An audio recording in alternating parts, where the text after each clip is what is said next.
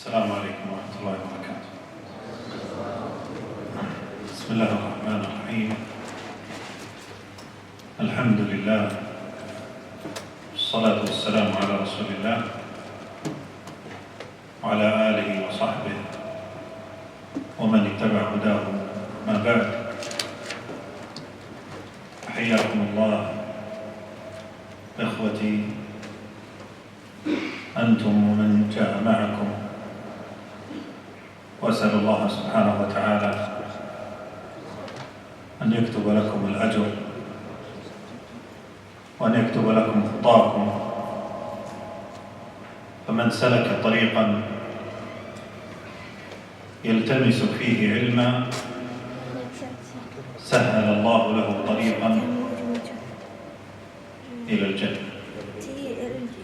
Sheikh Hafidhahullaah, he began praising Allah Ta'ala and beseeching Allah to send salat and salam on the Messenger of Allah sallallahu alayhi wa sallam, his family and his companions all together.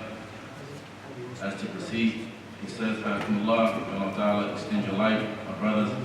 Ask Allah Ta'ala to write before you the reward for your endeavor of traveling for the sake of seeking knowledge, for indeed whoever treads a path in which he is seeking knowledge, Allah will make smooth for him one of the paths to paradise. ولا شك أن من أفضل العبادات التي يتقرب بها العبد إلى الله سبحانه وتعالى هو العلم، فالعلم فضائله كثيرة واردة في الكتاب والسنة، وسيكون لكم في الليل إن شاء الله بعد العشاء لقاء مع الشيخ خالد الشمري حول العلم وفضائله.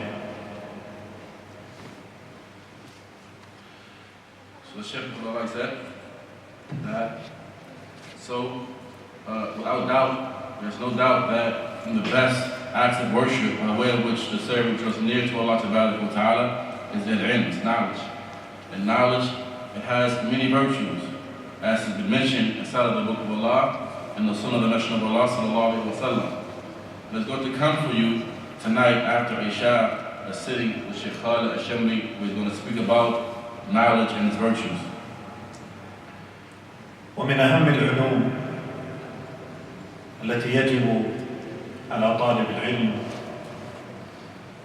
أن يتقن ويحسن دراستها هي علم التوحيد والعقيدة، خصوصا مع كثرة الضلال في هذا الباب وانتشار البدع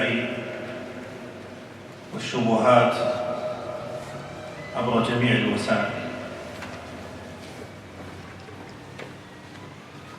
And from the most important of affairs which the student of knowledge must give primary importance to, studying and gaining precision in and perfecting, is his study of the field of Tawheed and the proper Aqidah, especially with the abundance of deviations that have come in this realm and innovations due to the spread of various media outlets and the likes. والمدة التي سنتدارس نحن وإياكم هذين المتنين ثلاثة أيام، مدة فيها قصر، فنحاول أن نمر على جملة من المسائل المهمة مما ذكره الإمام أحمد رحمه الله تعالى.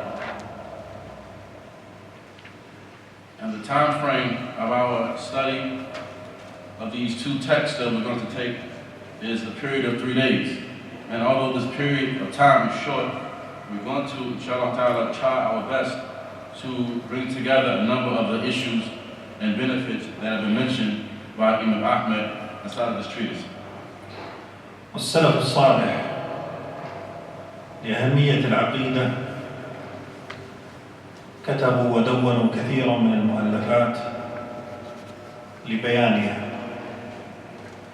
وهي باختصار على طريقتين: إما طريقة تقرير المسائل وبيانها، وإما من باب الرد على المخالفين. Our Salaf Salih, they gave, due to the importance of this matter, we find them, they have written various works and books regarding this issue, the issue of creed, belief, and clarifying it. And the methodology which they utilize in compilation of books on the subject is one of two methodologies. Either from the standpoint of affirming the creed and explaining it, or the second from the standpoint of rebutting and refuting those who have opposed these issues. الطريقة الأولى هي في طريقة تقرير المسائل.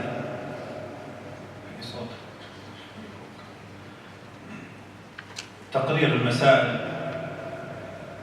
وهذه كتب فيها ودون كثير من الأئمة كتب باسم السنة، وكتبوا كتبا باسم الإيمان والتوحيد وأصول الاعتقاد والشريعة وغيرها من الكتب في تقرير العقيدة الصافية. As for the first method that he mentioned, and that is the method of affirming and explaining the Aqidah, then many of the scholars have written regarding the subject matter, and they have compiled books with the title, for example, of AS-SUNNAH, or they have titled the books Al-Iman, they have titled the books At-Tawheed, or Usool al-I'tiqad, or Sharia, and other than that, from the books which they have written affirming and explaining the Aqidah of al-Sunnah.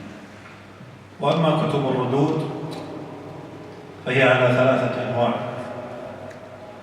إما ردود على بدعة، وإما ردود على فرقة، وإما ردود على مبتدع بعينه. وهذا أمثلته كثيرة في كتب السلف، مثل ردود شيخ الإسلام تيمية على النصارى وعلى المعطلة والرافضة والأشعرية وغيرهم، ردوده على الرازي، وكلها تدور حول هذه الثلاثة أنواع. And from the books of Rudud, then they are of three types. The first type is they would refute the innovation. They would refute the bid'ah itself. The second type is they would refute certain groups of people. And the third type, they would refute the mubtadi' himself. They would refute the innovator himself. He says, and the examples of this are many from the books of the Salaf. From them, Sheikh Khaalid and his refutation which he wrote against the Christians. And likewise that which he wrote against the Mu'akkila, against the Rafida, against the Ash'ariyah, and likewise against al-Razi, and other than that from the books of refutations. And all of the books of refutations are going to stem around these three types. ونبدأ في تعليق على المتن على وجه الاختصار إن شاء الله تعالى.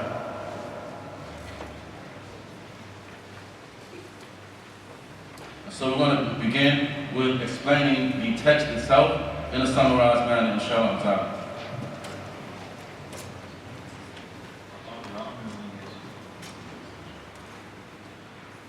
طيب، روى هذا الأصل أو أصول السنة الإمام اللالكائي رحمه الله،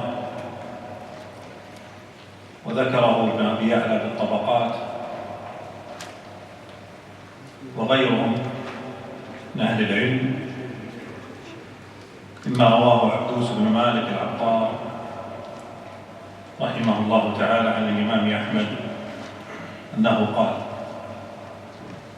أصول السنة عندنا التمسك بما كان عليه أصحاب رسول الله صلى الله عليه وسلم والاقتداء بهم وترك البدع، وكل بدعة فهي ضلالة، وترك الخصومات والجلوس مع أصحاب الأهواء، وترك المراء والجدال والخصومات في الدين.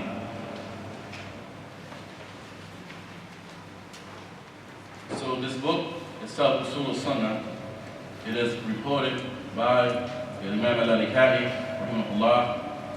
Likewise, Abu Ya'la, you mentioned in Salaf, this book of Tabaqat, and other than them, in that which they reported from Abdul ibn Malik, that he said that he heard from Abu Abdullah, Ahmad ibn Hanbal, Rahimahullah, saying the foundational principles of the Sunnah with us are holding fast to what the companions of the Masjid of Allah sallallahu alaihi wasallam were upon, and taking them as a role model to be followed, and the abandonment of innovations, as every innovation is misguidance, and likewise the abandonment of controversies, and the abandonment of sitting with the people of desires, and the abandonment of quarreling, argumentation, and controversy in the religion. الإمام أحمد رحمه الله إمام أهل السنة والجماعة، مشهور معلوم، وحصلت له المحنة العظيمة في خلق القرآن وثبت عليها، وهو إمام مشهور ترجمته معلومة. So Imam Ahmad rahimahullah is the Imam of al-Sunnah. He is famous, he's well known. He went through that tremendous, or that great mihna, that great trial, centered around the issue of the creation of the Qur'an and sticking to the people of innovation of God. And he remained firm in that trial. His biography is well known, and it is a famous biography. والأصل هو ما يبنى عليه غيره، وأصول السنة أي ما تبنى عليها السنة وأساسات الاعتقاد، وما أجمع عليه سلف الأمة مما دل عليه القرآن والسنة. The asl, it is that which other than it is built upon. And so the usool of the sunnah is that which the sunnah is predicated and built upon, from the foundations of creed, that which the Salaf al-Salih were upon, and that which they spread. وأول ما بدأ رحمه الله في بيان مصدر التلقي عند أهل السنة والجماعة، ومصدر التلقي عندهم هو التمسك بالكتاب والسنة على فهم سلف الأمة، ولذلك قال تمسك بما كان عليه أصحاب رسول الله والاقتداء به. And so the first asl that he mentioned is the masdar, the reference point from where we take, the reference point from where Ahl Sunnah wal Jama'ah takes their creed. And that reference point is the Book of Allah and the Sunnah of the Masjid of Allah sallallahu alayhi wa sallam, with the understanding of the Salaf al-Salih. Due to this, he said, the foundational principles of the Sunnah according to us are at-tamassuk bima kana alayhi ashabu Rasulullah wa ashabu Rasulullah sallallahu alayhi wa sallam. He said that the foundational principles of the Sunnah according to us are holding fast to what the companions of the Masjid of Allah sallallahu alayhi wa sallam were upon.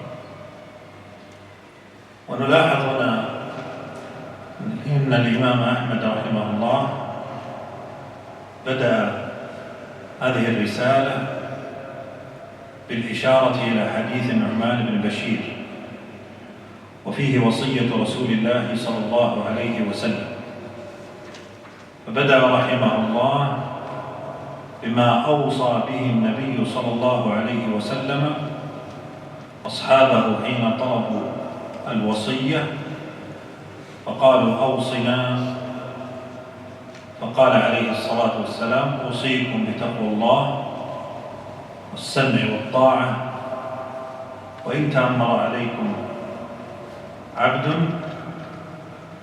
ثم لما ذكر الاختلاف قال فعليكم بسنتي وسنة الخلفاء الراشدين المهديين. قال بعد ذلك وإياكم ومحدثات الأمور. فأوصى عليه الصلاة والسلام أصحابه بالتمسك بسنته وسنة الصحابة وخصوصا الخلفاء، ثم الحذر من البدع والأهواء. He said, so let us note this point, that Imam Ahmad rahimahullah, he began this treatise by way of an indication towards the hadith of Nu'man ibn Bashir, in which it contains the advice of the Messenger of Allah sallallahu alaihi wasallam to his companions when they asked him for advice. And he said that I advise you to have taqwa of Allah and to hear and obey, even if a slave is appointed as a ruler over you. And then thereafter he mentioned differing, and after he mentioned the differing, he said, upon you is to cling to my sunnah and the sunnah of the rightly guided khulafa after me. And then he mentioned the warning against innovation. And so he said that, so he advised his companions with holding fast to his sunnah, and likewise the sunnah of the companions, more specifically amongst them the khulafa al-Rashidun.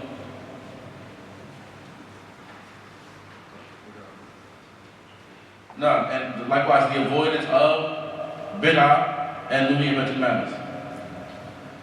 فالتمسك بما كان عليه أصحاب النبي صلى الله عليه وسلم هو أصل عظيم من أصول أهل السنة والجماعة. لذلك قال الله عز وجل: ومن يشاقق الرسول من بعد ما تبين له الهدى ويتبع غير سبيل المؤمنين نوله ما تولى ونصله جهنم وساءت مصيرا. And so holding fast to the way of the Sahaba is a tremendous foundational principle from the Usool of al-Sunnah wal-Jama'ah.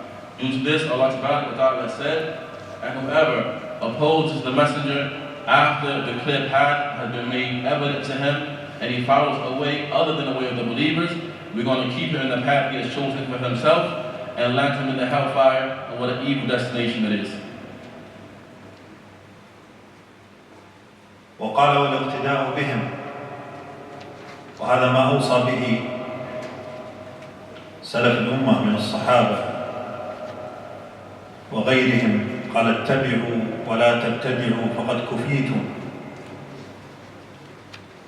وهو كذلك ما بينه صلى الله عليه وسلم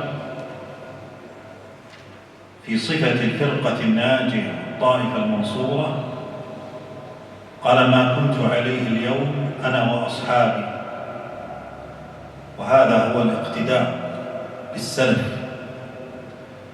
وهذا الأصل من أعظم الأصول التي تميز أهل السنة عن غيرهم.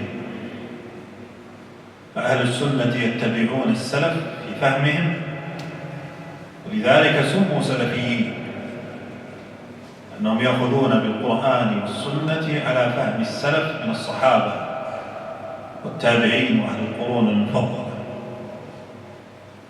وأما أهل البدع يقدمون العقل على النقل،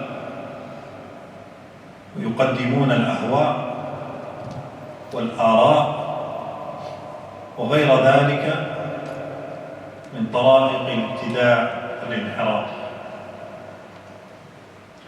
He said, and so the following of the Salaf al-Salih, this is from the greatest principles which are so he mentioned, and following the example, he says that this is from the greatest of affairs which the Salaf al-Salih called to. They would say, follow and don't innovate, for indeed your bent suffice. And due to this, the Messenger of Allah sallallahu alaihi wasallam, he explained when he clarified that saved sect and the victorious group, who they were. He described them as being those who follow I and my companions are upon today. He says, and so this is the affair of following the Salaf al-Salih. And this is from the greatest characteristic of Ahl Sunnah, by way of which they are distinguished from other than them, that of following the way of the Salaf al-Salih. Due to this, they have been called as-Salafiyun, because they are those who they take the Qur'an and the Sunnah upon the understanding of the Salaf of this Ummah. Whereas the people of innovation, they give precedence to the intellect over the text. And they give precedence to desires and opinions, and other than that, from that which you find comes from the various groups. وأوصى كذلك بترك البدع وبين أن كل بدعة ضلالة، وهذا أيضا فيه بيان أن من أصول أهل السنة الحذر من البدع وأهلها، وهذا أصل تميز به أهل السنة على غيرهم. والحذر من البدع وأهلها مذكور في القرآن والسنة. وإذا رأيت الذين يخوضون في آياتنا فأعرض عنهم.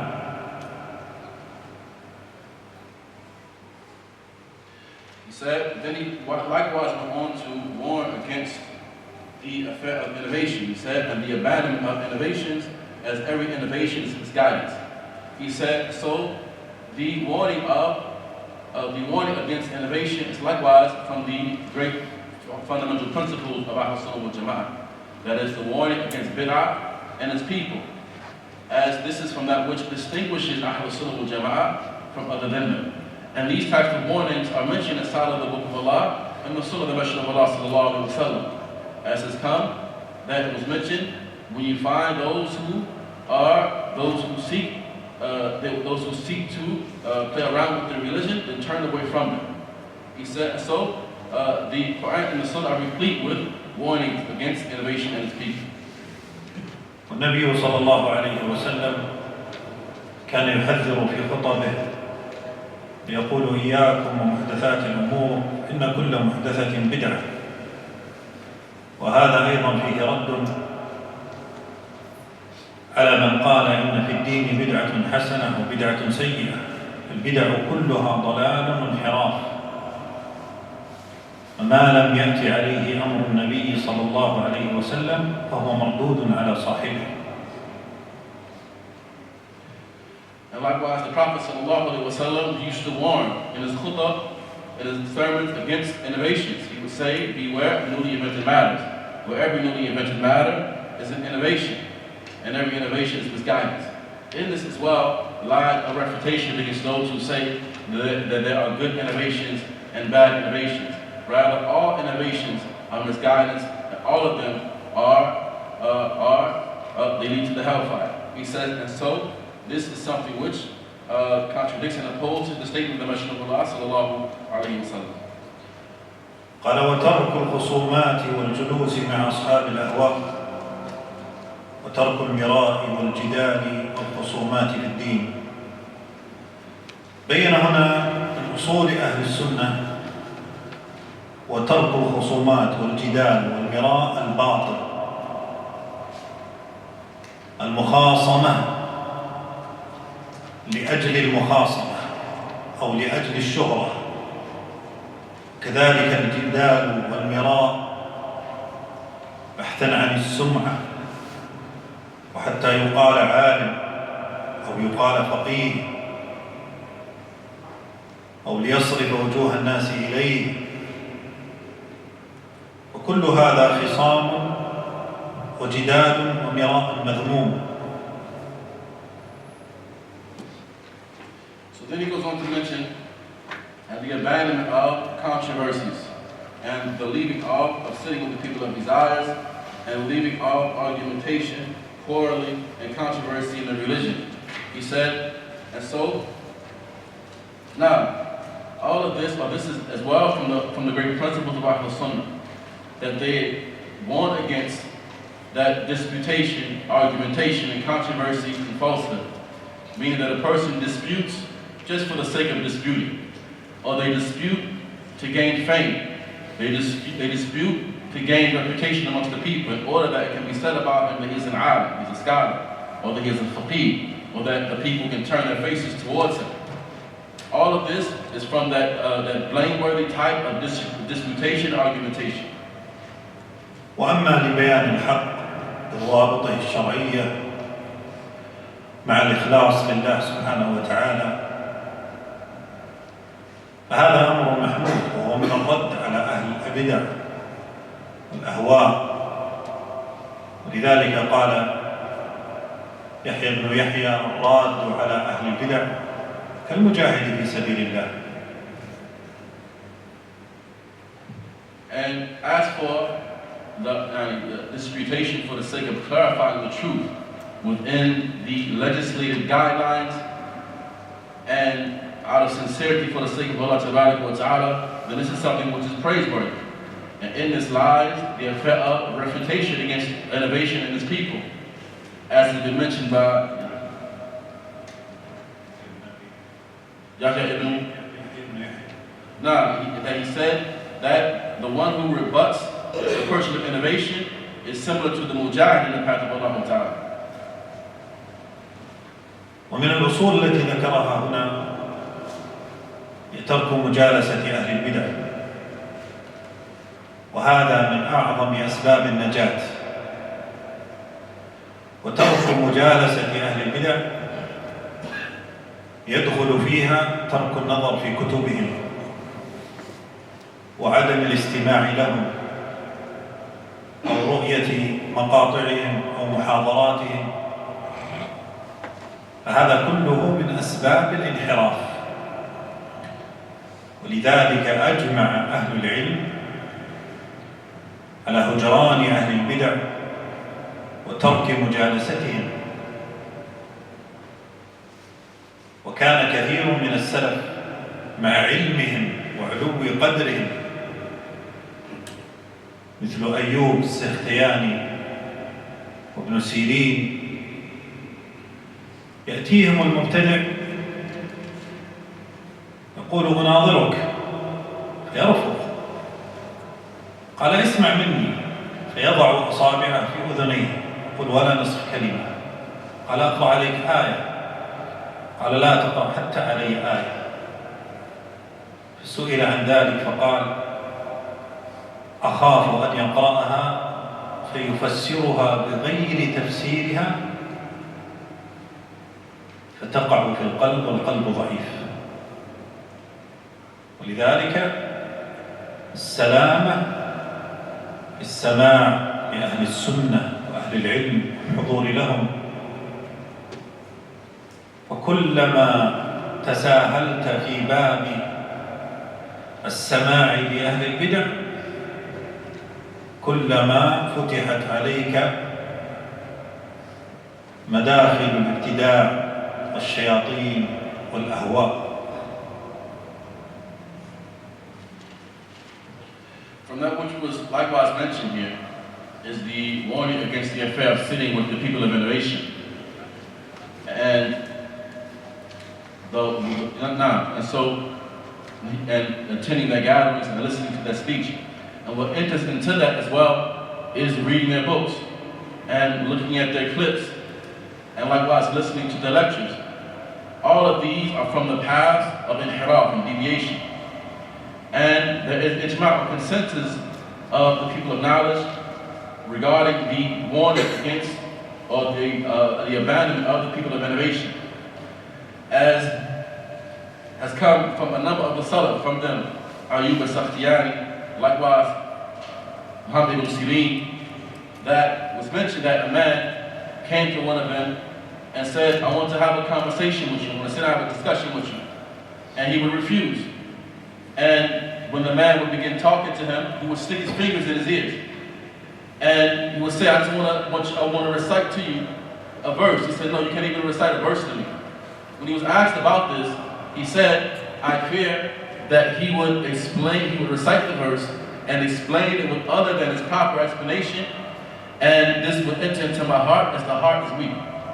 He says, so without doubt, safety lies in sitting with, listening to, and attending the lessons of al-Sunnah, the people of knowledge. He says, and without doubt, from listening to the people of innovation, or the more that you listen to the people of innovation and sit along with them, the door, it will be open upon you, it will be a pathway for the shayateen to enter upon you. فمن الأمور المهمة التي بها ظهور السنة، وهذا قاله مشايخنا، كنا في مجلس مع الشيخ مقبل رحمه الله والشيخ ربيع، شيخنا الشيخ ربيع حفظه الله، فسئل ما سبب ظهور أهل السنة، أو ما أعظم سبب ظهور السنة؟ فقال العلم والتميز، وهذا ما أشار إليه الإمام أحمد رحمه الله. العلم تمسك بالكتاب والسنة وترك البدع، والتميز ترك مجالسة أهل البدع وأهل الخصومات والجدال والمراء. بهذا تظهر الدعوة وتنتشر. And so he says, from the important affairs, from the great important affairs by way of which the Sunnah is made prominent, as we have heard from our Mashaykh, we sat in a gathering on occasion with Sheikh Mukbil and our Sheikh Rabi', and he was asked, what is the reason for the prominence of Ahl Sunnah, or rather, what is the reason for the prominence of the Sunnah? He said, al-ilm, knowledge, and al-tamiz, and being distinct. He says, and this is what Imam Ahmad alayhi rahmatullah is alluding to here. As for the affairs of knowledge, he's mentioning, and holding fast to what the companions of the Messenger of Allah alayhi was upon, and taking them as the example and role model. As for tamiz, it is seen in his warning against innovation, and warning against sitting with the people of innovation. ثم قال الإمام أحمد رحمه الله: السنة عندنا آثار رسول الله صلى الله عليه وسلم، والسنة تفسر القرآن وهي دلائل القرآن، وليس في السنة قياس، فلا يضرب لها الأمثال، ولا تدرك بالعقول ولا الأهواء، إنما هو الاتباع وترك الهوى.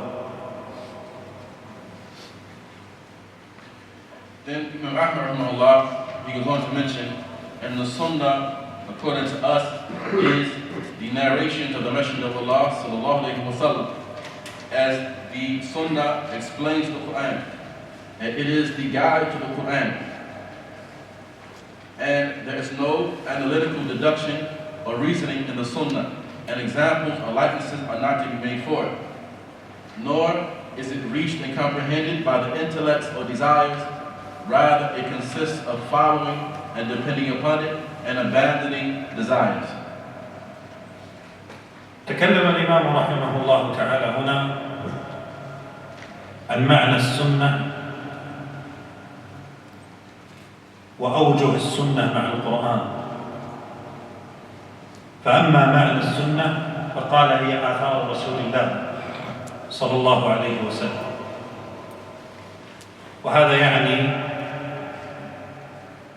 ما عرفه أهل الحديث من أن السنة هي قول رسول الله أو أقواله وأفعاله وتقريراته ووصفه الخلقي وأوصافه الخلقية أو أخلاقه. فهذا أوسع التعريفات لمعنى السنة، فكل أمر يتعلق برسول الله صلى الله عليه وسلم هو من السنة. فهذا معنى السنة عند أهل الحديث. وأهل الاعتقاد إذا أطلقوا السنة يعنون ما يقابل البدعة، وهذا في معنى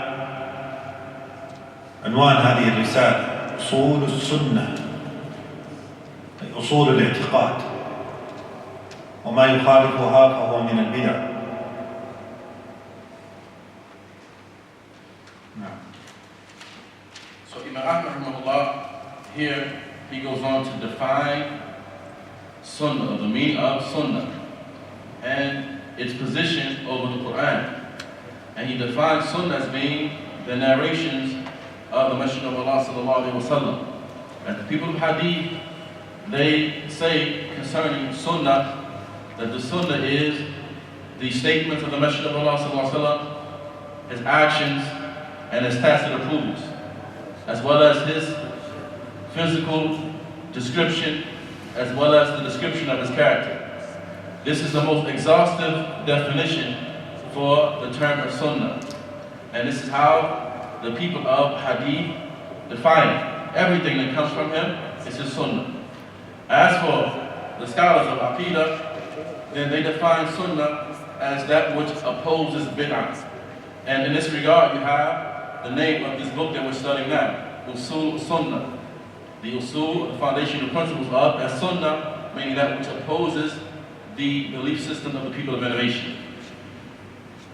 قال وهي تفسر القرآن وهي دلائل القرآن. السنة وحي من الله سبحانه وتعالى أوحاه إلى النبي عليه الصلاة والسلام، وما ينطق عن الهوى إن هو إلا وحي يوحى. وبين الله عز وجل أنه أنزل السنة تبيانا وتوضيحا للقرآن، وأنزلنا إليك الذكر لتبين للناس ما نزل إليهم. وبين أن العبد لا يتم إيمانه حتى يحكم السنة، فلا وربك لا يؤمنون حتى يحكموك فيما شجر بينهم ثم لا يجدوا في أنفسهم حرجا مما قضيت ويسلموا تسليما. Then he goes on to mention, and the Sunnah explains the Qur'an, and it is the guide to the Qur'an. He says, so here he says that the Sunnah is a divine revelation from Allah Ta'ala that He revealed to the Prophet Muhammad sallallahu alaihi wasallam. As Allah Ta'ala said, and He does not speak of His own desire, rather what He says is revelation revealed to Him. And Allah Ta'ala, He sent the Sunnah to the Prophet Muhammad alayhi wasallam in order that he may explain to the people the Qur'an. As Allah Ta'ala said, and thus we have sent to you, O Muhammad, the dhikr, in order that you can explain clearly to mankind what has been revealed to them. Because the servant is not, his iman is not complete until he totally yields and submits to what has come in the Sunnah of the Messenger of Allah alayhi wasallam. As Allah Ta'ala said, nay, by your Lord, meaning nay, by your Lord, they cannot have true iman until they make you, O Muhammad, a judge in everything that is between them, and then thereafter they don't find inside of their hearts any aversion to what you have adjudicated, but rather they submit to it with full submission. والسنة لها أوجه مع القرآن، إما أن تؤكد ما جاء فيه، وإما أن تبين المجمل وتفصله، مثل قوله تعالى أقيموا الصلاة، بينت السنة صفة الصلاة. وإما أن تقيد المطلق،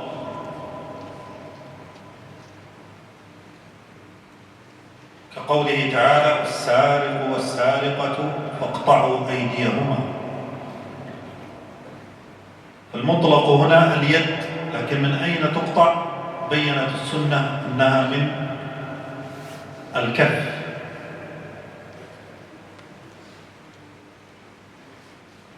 وتخصص العام. يأتي أمر عام في القرآن، السنة تأتي تخرج بعض أفراده، مثل يوصيكم الله في أولادكم للذكر مثل حظ الأنثيين. القرآن عمم لكل ولد، وجاءت السنة فأخرجت الابن الكافر، أو أخرجت الابن الذي قتل أباه، خصصت عام. أو تأتي السنة بحكم جديد ليس في القرآن، مثل تحريم أكل لحم الحمر الأهلية، مثل تحريم الجمع بين الزواج بين المرأة وعمتها أو خالتها، وهذا تفصيله يطول. So the Sunnah, as it relates to the Quran, there are a number of facets to it. Either it emphasizes something that is inside of the Quran, or it explains that which is general and brings details to it, as has come regarding the statement of Allah Ta'ala and established the prayer. The Sunnah comes and it explains the description of the prayer itself, or it restricts that which is unrestricted in the Quran. For example, Allah Ta'ala mentions the male and female thief cut their hand. So the Sunnah comes and explains to us from where is the hand cut, and explains that the hand is cut from the wrist joint. Or it specifies that which is general. It specifies that which is general. As some of the rulings that have come from the Quran in a general way, the Sunnah comes and it gives specification to that. For example, Allah Ta'ala mentions that concerning the laws of inheritance, that for the male, his share is equivalent to that of two females. The Sunnah comes and it clarifies what is the case of the son who kills his father, for example. What does he inherit, if anything? And like this. Fifthly, it brings a new ruling that is not mentioned inside the Quran. It's, for example, the Sunnah comes with the prohibition of eating the meat of the domestic donkey. And likewise, the prohibition of combining between a woman and her aunt in marriage, meaning a man being married to a woman and her aunt, her paternal aunt or maternal aunt at the same time. قال وليس في السنة قياس. وهذا معناه أنه إذا جاءت السنة فلا يجوز أن تعارضها بقياس أهل الآراء والفقهاء. فقول رسول الله مقدم على قول كل فقيه. إذا جاءت السنة فهي المقدمة، وهذا معنى وليس في السنة قياس، أي قياس يعارض السنة، وليس معناه إبطال العمل بالقياس مطلقا، إن هذا يعمل به الفقهاء حتى الإمام أحمد رحمه الله، ولكنه لا يلجأ إليه مع وجود حكم شرعي في الكتاب أو في السنة لهذه المسألة، فلا يذهب إلى القياس. أو أن المعنى ليس في السنة قياس رد على طرائق أهل الأهواء والبدع في معارضة السنة وردها بأقوالهم وآرائهم وأهوائهم. والشاهد أن الواجب اتباع قول رسول الله وهو مقدم على كل أحد. He goes on to mention, and there is not within the Sunnah any qiyas, any analytical deduction or reasoning, and examples of likeness for it are not to be made. He says what he intends by way of the statement here, that there's no qiyas what is intended by that is qiyas, by way of which, or the qiyas of the people of desires, or the fuqaha, by way of which a person seeks to oppose the statement of the Messenger of Allah alayhi wasallam. Because once the sunnah has come, then this takes precedence over the statement of any faqih, of any jurist, of any scholar. It takes precedence over everyone else's statement. It is not intended that we outright negate the validity of analytical deduction in the absence of the sunnah. This is something which these scholars don't hold, not even Imām, but rather when the people they bring qiyasat, they bring these types of analytical deductions by way of which they hope to and seek to oppose the narration of the Messenger of Allah alayhi wasallam, then there's no place for that type of qiyas once the sunnah is present. Or the intended meaning is a rebuttal, a refutation against the groups, the people of innovation and desires, those who seek to oppose the sunnah by way of their desires, or by way of their opinions, or by way of their whims. He says, at any rate, the shahid is that what is obligatory is that we hold fast to the sunnah and we give it precedence over the statement of anyone. ثم قال ولا تضرب لها الأمثال. وهذا يؤكد معنى المقصود بالقياس ومعارضة السنة. لذلك قال أيضا لا تعارض السنة بضرب الأمثال. فإذا قال لك أحد قال رسول الله صلى الله عليه وسلم لا تعارض هذا الأمر بأرأيت إن حصل كذا، أرأيت إن كان كذا، وإنما الواجب هو أخذ ما قاله رسول الله والتسليم له. من أمثلة ذلك ما جاء رجل حين قال ابن عمر إن رسول الله صلى الله عليه وسلم استلم الحجر، فقال أرأيت إن كان زحام، أرأيت إن كان كذا، فقال له دع أرأيت في اليمن وخذ بسنة النبي صلى الله عليه وسلم. وكذلك في أثر أبي هريرة لما قال الحديث الوضوء مما مست النار كان فيه ضعف، فقال رجل أرأيت الحميم الماء الحار، قال له أبو هريرة إذا بلغك عن رسول الله صلى الله عليه وسلم شيء فلا تضرب له الأمثال. المقصود بضرب المثل بمعارضة سنة النبي عليه الصلاة والسلام أو ما يؤدي إلى معارضة السنة. He likewise mentioned, and examples are not to be struck for it. This point further emphasizes the fact that there is no qiyas in the place of the sunnah, meaning that don't seek to oppose the sunnah by way of striking examples. So if someone were to come to you and say, the Messenger of Allah sallallahu alaihi wasallam said such and such, then you don't say, well, what about this and what about that? What do you think if this were to happen or that were to happen? Rather, what is incumbent upon you is to take to what the Messenger of Allah alayhi wasallam has said. He said, and there's come in this regard this narration that a man came to Umar ibn al-Khattab when he mentioned to him to touch the black stone. And so he said, but what if the man said, what if there's crowding? What if it's too crowded and I can't do this and I can't do that? Umar, he said, leave what you brought with you from Yemen and take to the statement of the Messenger of Allah alayhi wasallam. He said, and likewise there's come this narration of Hurraira radiallahu ta'ala anhu.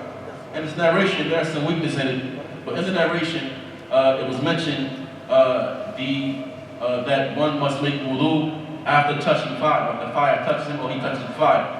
And so a person said, well, he started making examples and striking examples. What do you say if this would happen or that would happen?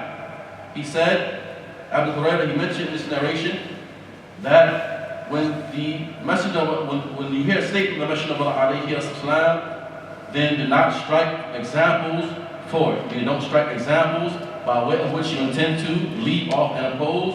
the statement of the Messenger of Allah sallallahu alayhi wa sallam. So therefore the examples that have been prohibited are those examples that in themselves oppose the statement of the Messenger of Allah alayhi wa, or they would lead to the opposition to the Messenger of Allah's statement alayhi wa. قال ولا تدرك بالعقول ولا الأهواء. السنة إنما تدرك بما قاله النبي صلى الله عليه وسلم وبفهم السلف الصالح من الصحابة والتابعين وأهل القرون المفضلة. ولا يقدم العقل على النقل ولا تقدم الأهواء على سنة النبي صلى الله عليه وسلم. ولذلك حرم الله سبحانه وتعالى القول عليه بغير علم ولا تقف ما ليس لك به علم. وبين أن القول على الله بغير علم من أعظم المحرمات. قل إنما حرم ربي الفواحش ما ظهر منها وما بطن إلى أن قال وأن تقولوا على الله ما لا تعلمون. وهذا أيضا من أعظم سمات وميزات أهل السنة تقديم المنقول على المعقول.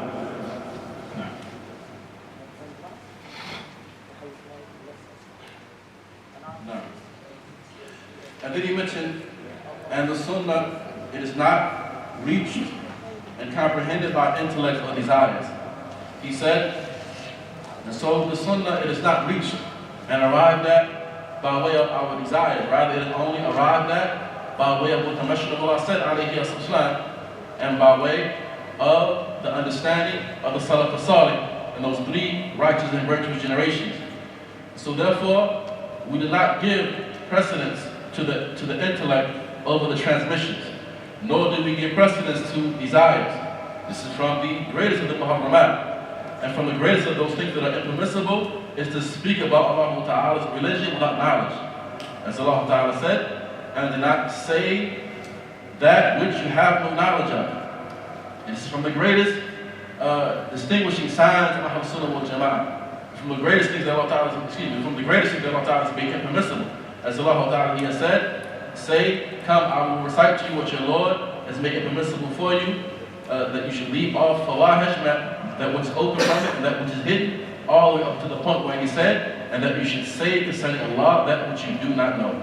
He said, and so, this is from the greatest signs of al-Sunnah wal Jama'ah, that they give precedence to the text over the people's intellects.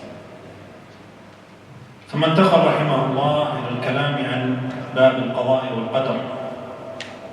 قال رحمه الله ومن السنة اللازمة التي من ترك منها خصلة لم يقبلها ولم يؤمن بها لم يكن من أهلها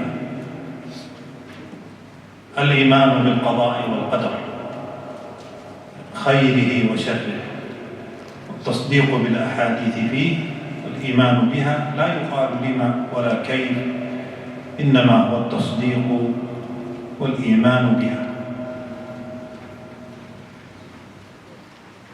Then he goes on from there to speak concerning some of the affairs connected to the divine decree of Allah Ta'ala. As Imam Ahmad mentions, and from the binding and necessary sunnah, which whoever leaves a single matter from it, not accepting it in its totality, not believing in it, he is not from his people. It is to have faith and believe in the divine decree, both its good as well as its evil, and to affirm the hadith related to it, and to have faith in them. It is not to be said why or how, but it is but attestation to the truthfulness of such ahadith and having faith in them. قال في البداية من السنة اللازمة التي من ترك منها خصلة لم يقبلها ويؤمن بها لم يكن من أهلها. هذا فيه بيان أن ما يذكره من المسائل دل عليه القرآن والسنة والإجماع، وأن الإيمان بها من أعظم ما يميز أهل السنة.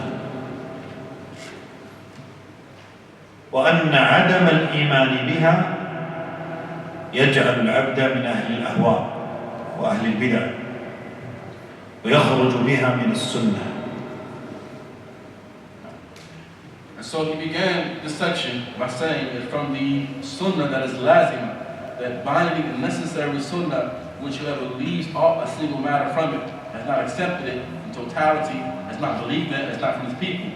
So he clarifies here that this is from the characteristics, from the greatest of the characteristics of Ahl-Sunnah wal Jama'ah, that they hold fast to and that they believe in, and that whoever does not believe in it and opposes these affairs from the people of innovation, then they are not from the Sunnah, or they are not from the people of Sunnah at all. الإيمان بالقضاء والقدر دل عليه القرآن والسنة والإجماع.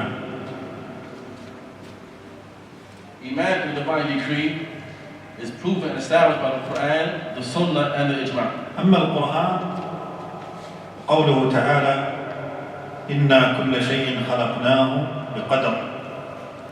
As for the Quran, it will prove that it's a statement of Allah Ta'ala, indeed all things we have created with qadr.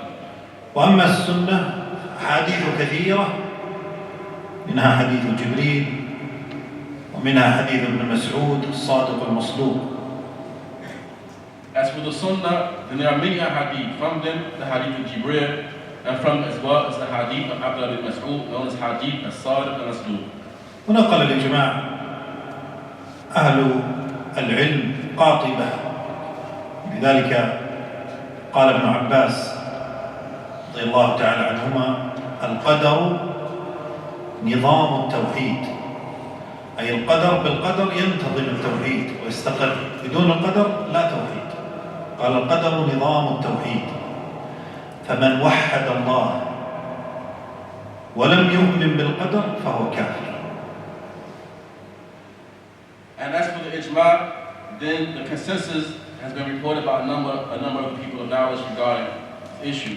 And from that, we have the statement of Ibn Abbas, radiallahu ta'ala, which he said that al-qadr is the nizam, is the organizational structure of al-tawheed. He says, meaning that, by way of belief in the divine decree, the tawheed is set in order. So whoever believes in tawheed, but he does not believe in the divine decree, this individual is a disbeliever. He does not believe in tawheed at all. ولا يتم الإيمان بالقضاء والقدر إلا بالإيمان بأربعة أمور: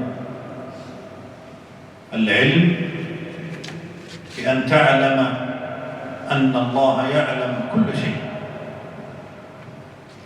Your iman in the divine decree will not be complete unless it has along with it four matters. The first of them, al-ilm, meaning knowledge, that you know that Allah Ta'ala knows everything. والكتابة، and the writing, لأن الله سبحانه وتعالى كتب كل شيء في اللوح المحفوظ. that Allah Ta'ala wrote everything inside the preserved tablet. إن ذلك في كتاب إن ذلك على الله يسير. Indeed, all of that is inside of the book. Indeed, that is easy for Allah Ta'ala. والثالثة الخلق، بأن تعلم أن الله خالق كل شيء. The third of them is the creation, that you know that Allah Ta'ala created everything. والرابعة المشيئة، أي أن تعلم أن الله شاء كل شيء وما تشاءون إلا أن يشاء الله. The fourth of them is the Mashiach. The Mashiach, that you know that Allah Ta'ala, He wills everything to occur. And that which Allah Ta'ala wills, it occurs. That which He does not will not be. والتقادير على أنواع. The decrees are of various types. التقدير الأول التقدير الأزلي، وهو الذي في اللوح المحفوظ حين خلق الله القلم قال له اكتب ما كان وما يكون. The first of them is the eternal taqdeer, the eternal decree. And this is what Allah Ta'ala wrote inside of the preserved tablet, where He created the pen. The first thing that He created was the pen. He said to the pen, write, and it wrote all of the decrees of everything to the day of judgment. والتقدير العمري وهو الذي يكون كما في حديث ابن مسعود الصادق المصدوق في خلق أو في بطن أمه حين يخلق وينفخ فيه الروح بعد 4 أشهر، فيكتب رزقه وأجله وعمله شقي أم سعيد. هذا التقدير العمري. So then you have the decree that is connected to one's lifespan, the decree that is connected to one's life. He says, and this is what occurred inside of the hadith of As-Sadiq al-Masduq, hadith of Ibn Mas'ud, when Allah Ta'ala, He brings the creation together inside the womb as a nutfa and goes through these stages, and then He sends the angel to it, and He breathes the soul into it, and it writes down 4 things regarding that child. It writes down its provisions, it writes down its actions, it writes down its lifespan, and whether it's going to be wretched or blessed. والتقدير السنوي هو الذي يكون في ليلة القدر، فيها يفرق كل أمر حكيم. And you have the yearly decree. This is what takes place and occurs on the night of decrees, Laylatul Qadr, wherein Allah Ta'ala, He decrees everything that shall occur on a blessed night. والتقدير اليومي وهو ما يأمر الله عز وجل به في كل لحظة في كل حال. And then you have the daily decree. It is that which Allah Ta'ala decrees to take place in every instance and in every time and every situation. كل يوم هو في شأن. Every day has some matter to bring forth. وفائدة معرفة هذه التقادير فائدة جليلة، وهي أن التقدير الأول هو ما في اللوح المحفوظ، والتقادير الباقية هي ما يكتبه الملائكة من اللوح المحفوظ. فعندما يأتي أحاديث أن من وصل رحمه زيد له في عمره، فهل هذه الزيادة هي زيادة فعلية أم زيادة بركة ورزق وغير ذلك؟ There's a great benefit in knowing all of these levels of the decree.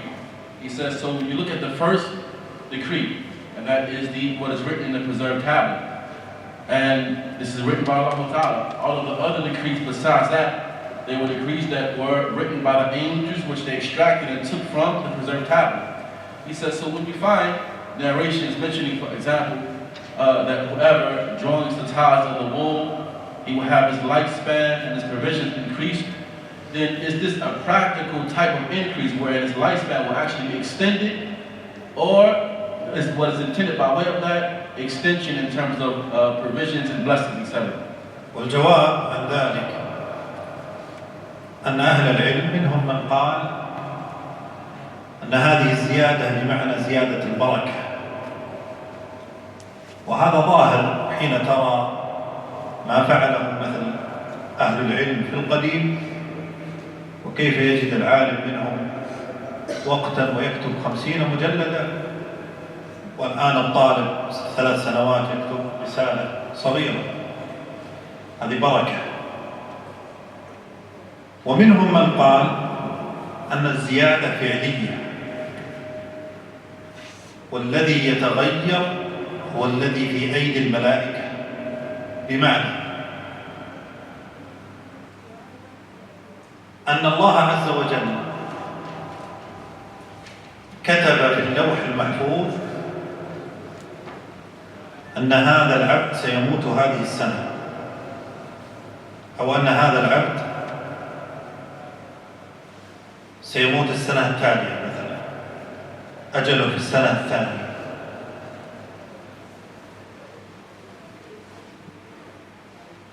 فالأجل الأساس هو في السنة الثانية،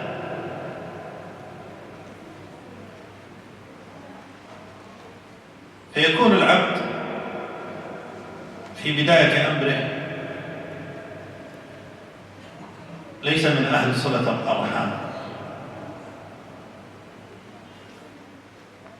فتكتب الملائكة مما تأخذه من اللوح المحفوظ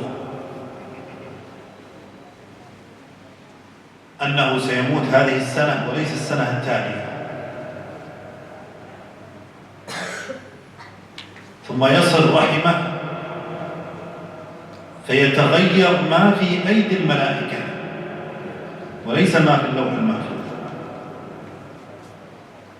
بمعنى الصورة أوضح،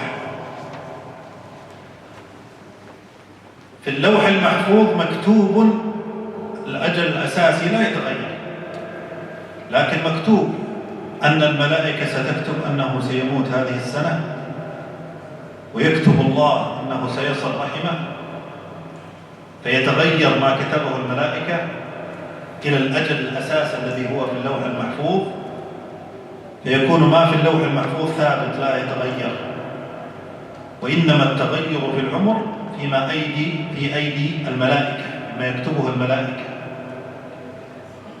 وهذا الذي رجحه شيخ الإسلام تيمية رحمه الله تعالى، أن التغير مما يكتبه الملائكة لا مما هو في أصل اللوح المحفوظ.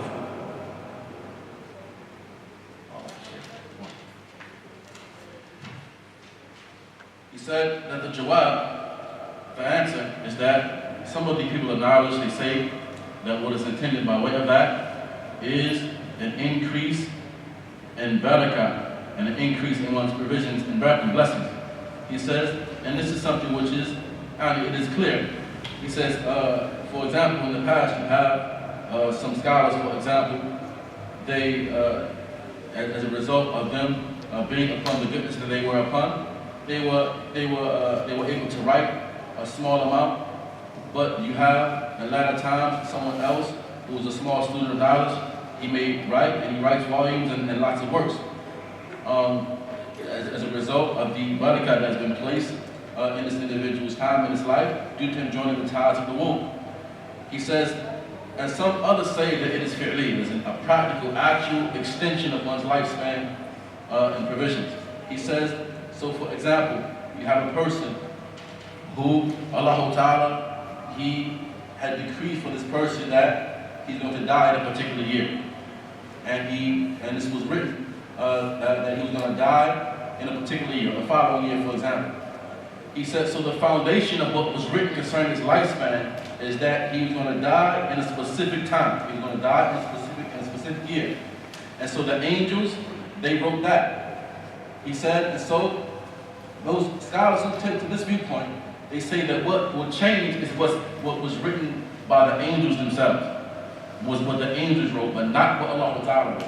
Right? What the angels wrote. He said, so perhaps in the earlier part of his life, when the angels wrote that he was going to die, and this is what they took from the preserved tablet, that he was going to die in a particular year, at that time when they wrote it, he was not from those who joined the ties of the womb.